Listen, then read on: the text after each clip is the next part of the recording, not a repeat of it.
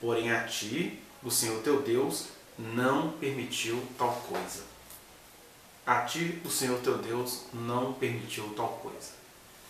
Essa é a chave da pequena análise que eu vou fazer aqui. A gente precisa reconhecer que o ser humano, pela sua condição de finitude, ele o tempo inteiro vai buscar saídas, ele vai tentar se religar a alguma coisa. Daí a palavra religião, que é as nossas formas de nos religarmos a Deus ou aos mistérios ou ao futuro. A gente tem medo do futuro, a gente não sabe o que vai acontecer depois que a gente partir desta para melhor. E aí muitas foram as técnicas e as formas de as pessoas estabelecerem essas religações, essas religiões. E o fato é que todas as religiões têm as suas formas de agir aqui dentro dessa questão. Eu falei que eu ia tomar o último versículo como chave, porque aqui está dizendo que o Senhor Deus não ia permitir isso aos israelitas. E como consequência, a todo aquele que fosse compreendendo a fé dos israelitas, e hoje todo aquele que conhece Jesus como seu único e suficiente Salvador. Por que a gente usa essa expressão como único e suficiente Salvador? Porque às vezes Jesus é o único Salvador da pessoa, mas ele não é visto como suficiente. Ela vai dar uns pulinhos ali nos necromantes, nos feiticeiros, nos adivinhadores, nos mágicos. Mas se Jesus é o nosso único e suficiente Salvador, todas essas coisas aqui deveriam cair por terra nas nossas vidas. Mas aqui nós temos uma questão do amor de Deus em relação a essas nações que iriam deixar de existir. Primeira coisa, embora Deus diga aqui que para ele essas coisas são abominações,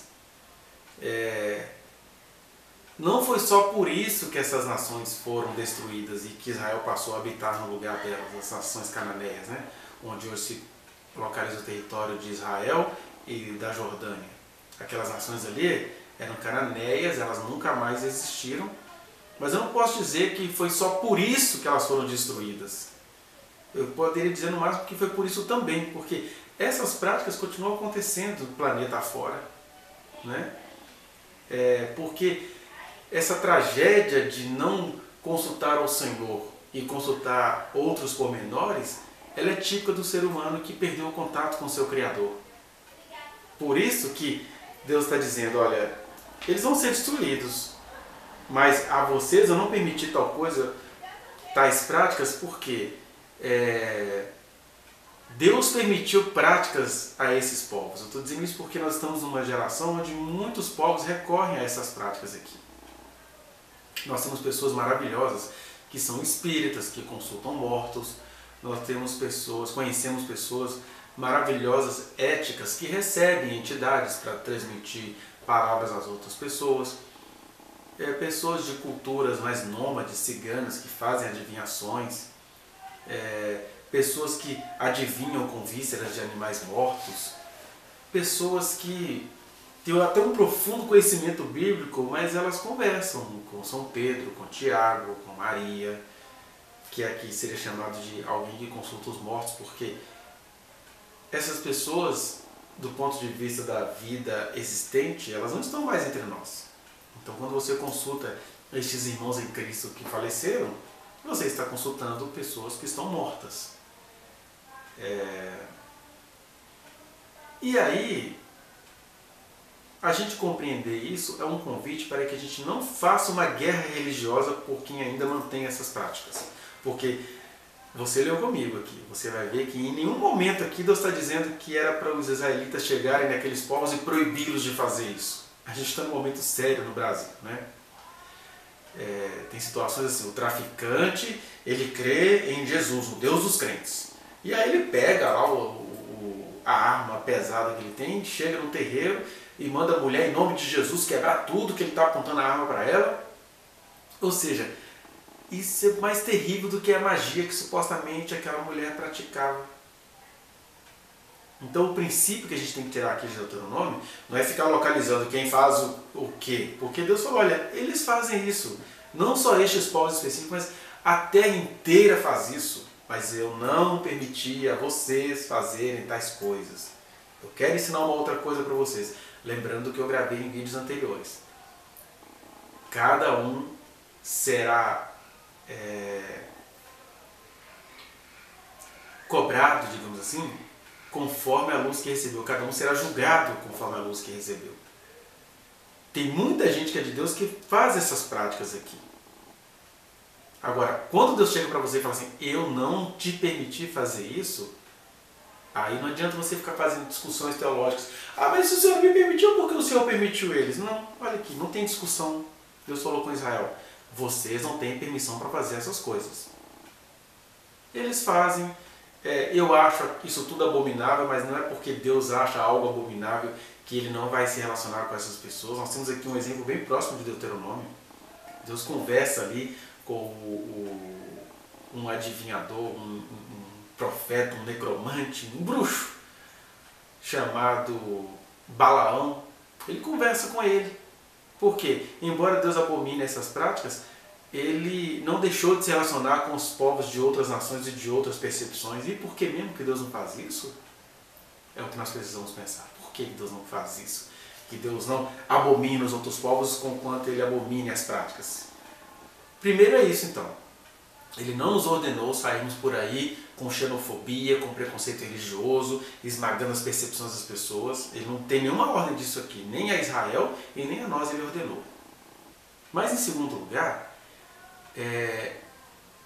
Deus Ele não abomina as pessoas que ainda praticam essas coisas, porque o que aconteceu tanto com os israelitas quanto conosco?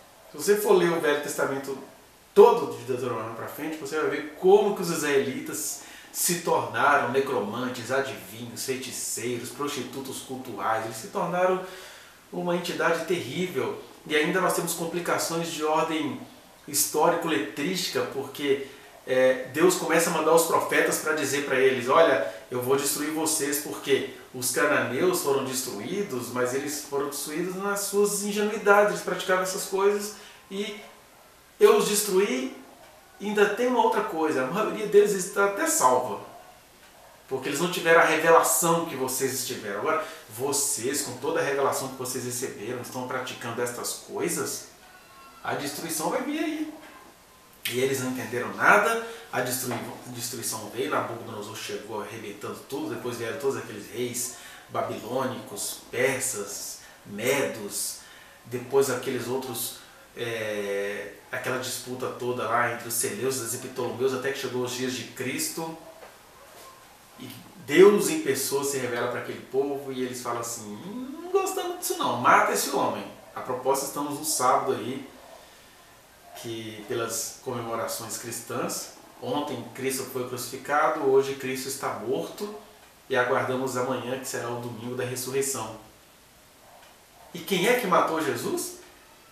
Um povo que se orgulhava de não ser necromante, nem feiticeiro, nem botar o filho para passar no fogo, mas quando estiveram diante de Deus em pessoa, crucificaram-no.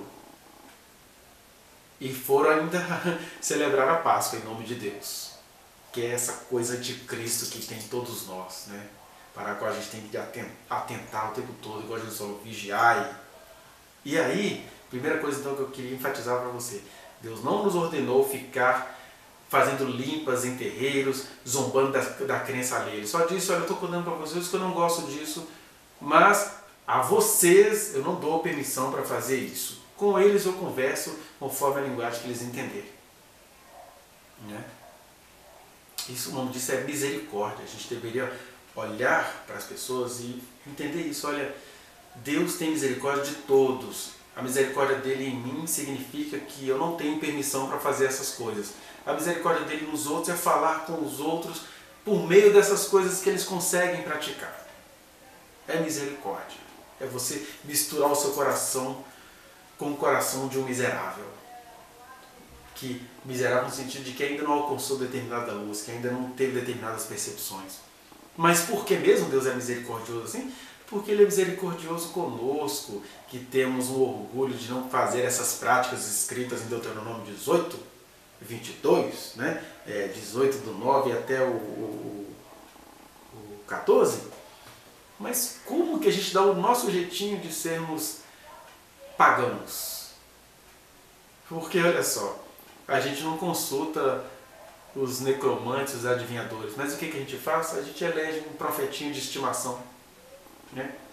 A gente zomba dos agoureiros que ficam pegando objetos para que uma bênção chegue, ou fazendo prognóstico. Eis que a bênção vai chegar na sua casa. A gente não pratica isso, teoricamente, mas dê uma olhadinha no meio onde você congrega, que logo você vai descobrir como que o agouro e como que o prognóstico estão presentes.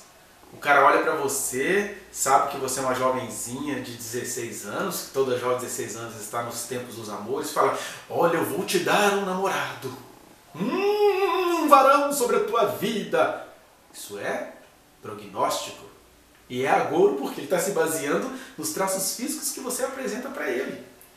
Eu estou duvidando aqui que Deus possa eleger o marido para alguém? Não, mas é interessante que você não vai ver na Bíblia com muita frequência Deus arrumando marido e mulher, seja lá para quem for.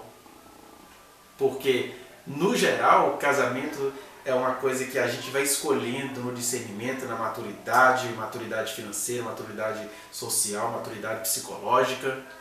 E aí Deus vai dizendo amém para cada maturidade que você apresenta diante dele.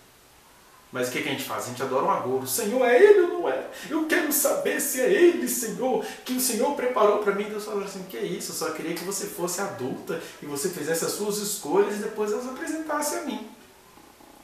Né? Agora, querer que eu faça um programa, é ele, minha serva, não é ele. Aí a gente tem aí esses cultos para arrumar namorado, culto para ficar próspero.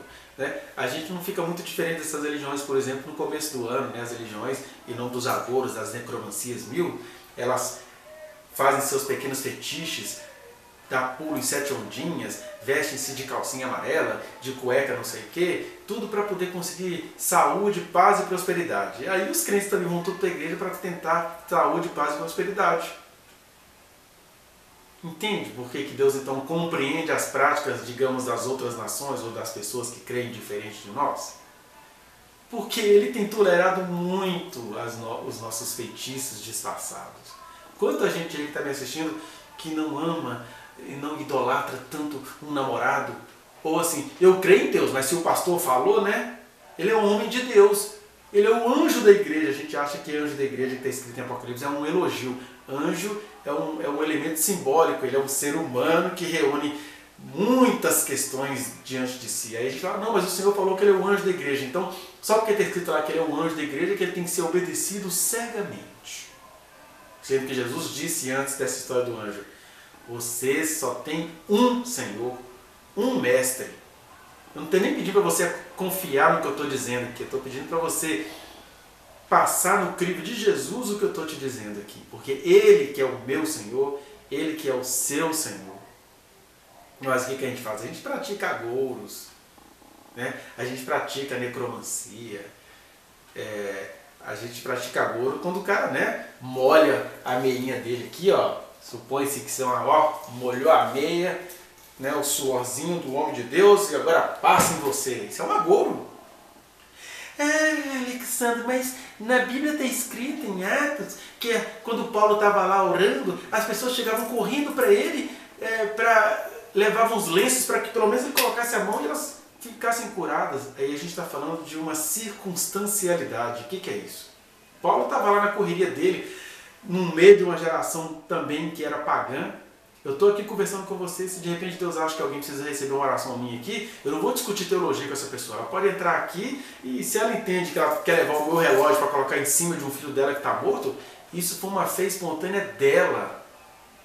Coisas que Deus não gosta, mas que Ele acolhe a fé repentina dessa pessoa. Agora, isso é bem diferente de eu chegar e falar assim: irmãos, esse relógio um dia ressuscitou uma pessoa. Por isso eu estou marcando com você sexta-feira do relógio do irmão Alexandre. Eu rasgo essa Bíblia se você, ao passar esse relógio no seu filho, ele não passar a prosperar. Isso são as feitiçarias que estão sendo praticadas neste momento no Brasil, quiçá no mundo inteiro. Por isso que Deus, que tem uma palavra grave contra essas práticas, ele também fala assim: olha, primeiro, ele não manda ninguém sair na caça às bruxas, né? Como os crentes adoram fazer. E segundo, ele fala: a você eu não permiti fazer estas coisas. Por quê? De repente há alguma verdade nessas práticas. mas elas não pertencem a mim e nem a você que crê em Jesus, que crê naquele que ressuscitou. Porque se você crê naquele que ressuscitou, para que você vai recorrer a essas práticas? Por outro lado, só porque você entende que você não tem que recorrer a essas práticas, por que você vai zombar de quem recorre a elas? Por isso que eu estou aqui enfatizando as nossas práticas cristãs, feiticeiras. Né? A gente fala que crê num Deus, mas a gente é tão pandêmico, né? A gente é tão panteísta, porque eu creio em Deus, mas se eu não ungir esse óleo aqui, eu estou atribuindo poder a um objeto. Então essa é a diferença. Circunstancialmente, eu não vou ficar discutindo teologia com quem está desesperado. Mas eu não posso esquecer que Deuteronômio é aquele livro da intimidade, quando ele diz, olha, você está vedado disso. Eu compreendo todos os povos nos seus desesperos. E é tão desesperada essas práticas, esse conjunto de práticas é tão desesperado, que as pessoas acabam morrendo em meio a essas práticas, vivendo menos do que deveriam. Agora, para você eu estou avisando, não te é permitido fazer essas práticas. Mas nessa frase também está contido, também não estou te dando licença para zombar de quem as pratica.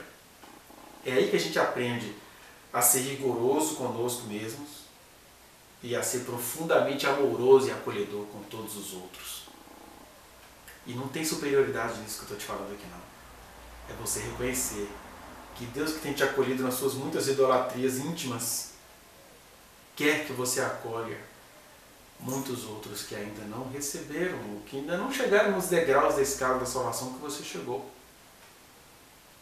Então que o Senhor nos abençoe e que a gente compreenda que o único princípio que tem aqui é esse. Deus abomina porque a gente vai chegando num momento que a gente fica tão cego que a gente não consegue compreender a voz do Senhor de verdade, como os crentes hoje não conseguem compreender a voz do Senhor. Elas têm que ter a feitiçaria de um livro bíblico, tem que ter a feitiçaria da imposição de mãos de alguém. Mas isso também não é um convite à falta de amor, não. Quando é necessário, a gente tem de impor as mãos sobre alguém. Mas que o impor as mãos seja mais um ato de amor do que um ato de superioridade mágica de um líder que orou sobre a sua vida. Relacione-se com Jesus, por favor. Vamos largar essa idolatria, essas feitiçarias, essas necromancias, né?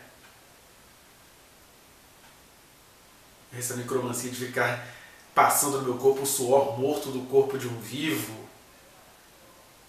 A gente precisa acolher uns aos outros como o Senhor nos acolhe em meio às nossas muitas cegueiras. E assim, um dia toda a terra se encherá do conhecimento do Senhor. Esse é o meu convite a você. Use estes textos para entender que, embora você esteja vedado de fazer determinadas coisas, você também não recebeu de Deus licença para condenar o mundo nessas coisas, não. Você tem de acolher as pessoas, porque, para nossa surpresa, em meio a essas práticas que Deus abomina, Ele está dizendo aqui que Ele abomina, apesar disso, Ele está falando com muita gente por meio dessas práticas, mas você está vedado de praticá-las. Ficou com ciúme. Não tem problema, esse ciúme, esse desejo de ser feiticeiro, é para você colocar isso diante do altar do Senhor e falar assim, Senhor, eu sou isso aqui, eu queria ser feiticeiro. Estou chateado porque eu acho que o Senhor está se manifestando para alguém por meio dessas práticas. A gente tem que parar de ser fiscal dos outros só porque a gente recebeu uma ordem de não fazer determinadas práticas. Enfim, acho que ficou compreendido, né? Vá no link que está aqui na descrição e acesse a reflexão na íntegra. Não se esqueça de dar o like nesse trechinho de vídeo, compartilhá-lo e se inscrever neste canal, apertar o sininho para você receber as notificações. Muito obrigado.